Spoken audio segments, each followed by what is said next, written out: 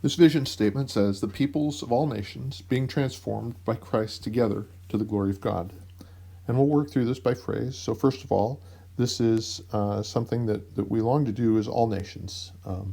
Whatever our passport, wherever we were born, wherever we call home, our vision is that all of us would be transformed by Christ together. And so we also use the language of peoples to recognize that, and the S is important. We recognize that there are groups of people within each country that are different from other groups. That there are minority groups, there are majority groups, and these we want to see that all categories of people are experiencing this transformational work. And so to use from Revelation, we also think of the idea of tribes. And so this idea that there are groups of people that transcend national boundaries, and we take those groups seriously. And this also applies to languages. And so for us, we want to see that all our categories, all the different things that can often divide us together, we are being transformed. And this idea of transformation is very important.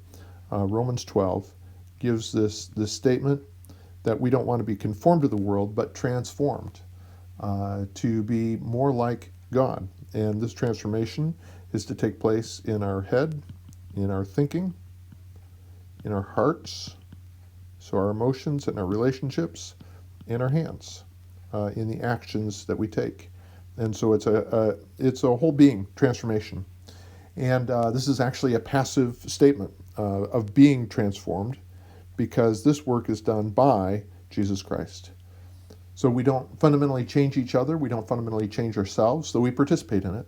But the core work that's happening, that we long to see happen, is a work that Jesus Christ does through the Holy Spirit to bring about his transformation.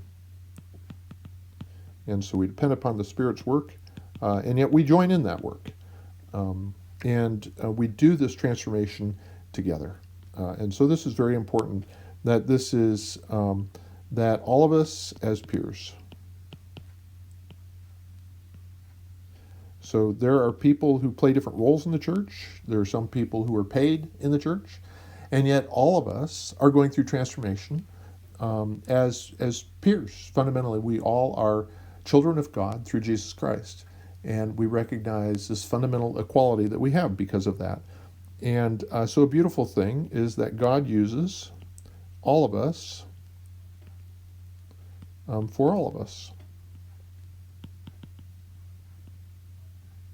And so that means that we believe God will use the young and the old. He'll use the more highly educated and the less highly educated. He will use the wealthy and the poor. He uses all of us to bring about the transformation in all of us. We do this together, and we do the whole thing to the glory of God. That is, God would be praised, as Jesus taught us to pray. Would your holy name be honored? And that is our goal. Not for our name, not for our reputation, but for his glory.